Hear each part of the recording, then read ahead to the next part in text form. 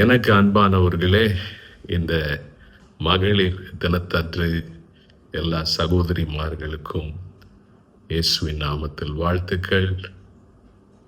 ஆசீர்வாதமான மகளிர் தினம், Blessed Women's Day. வேதத்தில் ஸ்திரீயை ஆண்டவர் படைத்த போது வேதம் எப்படி சொல்லுகிறது? நிறைய நேரத்தில் சிலர் ஸ்திரீ என்றால் ஆண்டவர் ஆதாமை படிச்சுட்டு ஒரு செகண்ட் குவாலிட்டியாக, ரெண்டாவது தரமாக அப்படி படைச்சாரு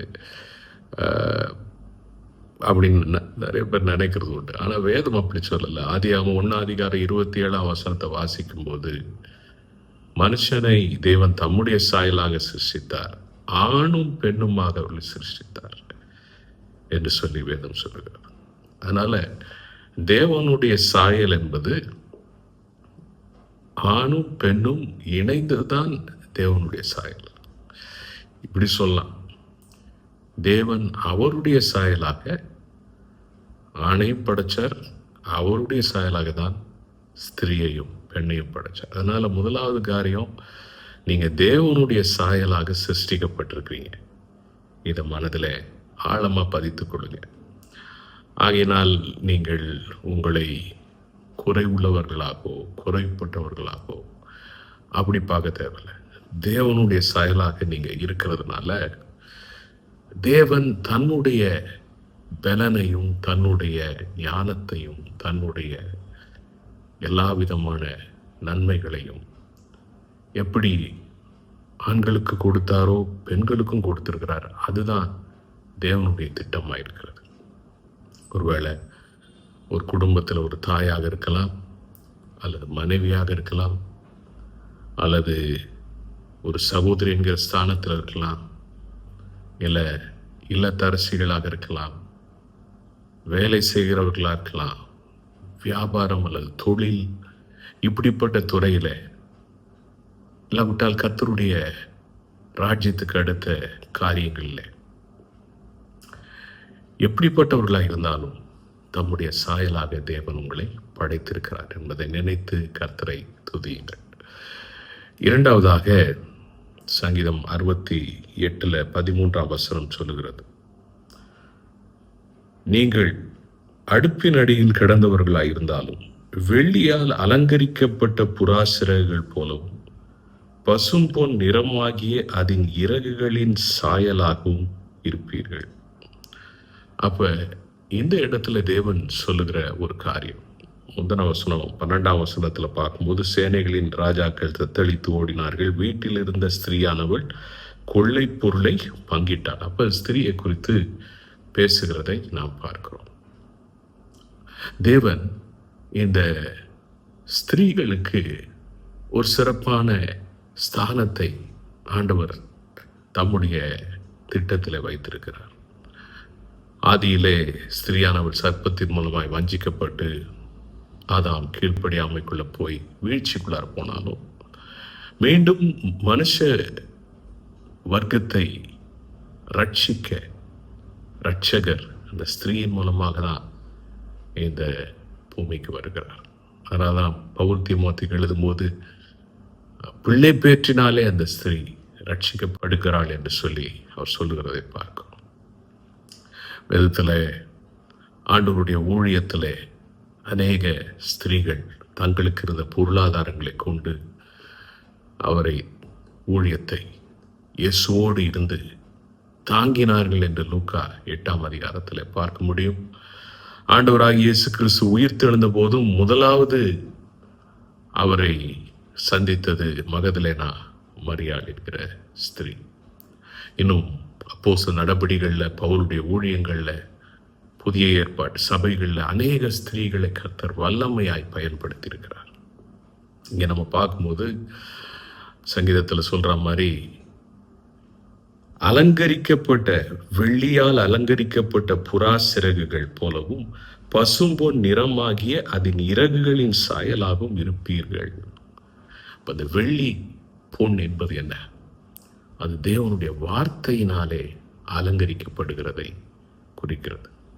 11 ஆண்டவர் வசனம் தந்தார், அதை பிரசித்தப்படுத்துகிறவர்களின் கூட்டம் மிகுதி. அப்ப ஸ்திரியானவள், அதாவது சகோதரிமார்கள், இங்க ஆண்டவருடைய வார்த்தை உங்களை குறித்து என்ன சொல்றது, அதை நீங்கள் தேடி அதை நீங்கள் பெற்றுக்கொண்டு ஆண்டவருடைய வார்த்தையை வாசிச்சு ஆண்டவருடைய வார்த்தை என்ன சொல்லுதோ அதை விசுவாசிங்க. ஒருவேளை உங்கள் சூழ்நிலைகள் சவால்கள் இருக்கலாம். உதவி செய்ய எனக்கு யாரும் இல்லை, இவர்கள் இல்லை, அவர்கள் இல்லை அப்படி நினைக்காம நான் கர்த்தரை சார்ந்து கொள்வேன்.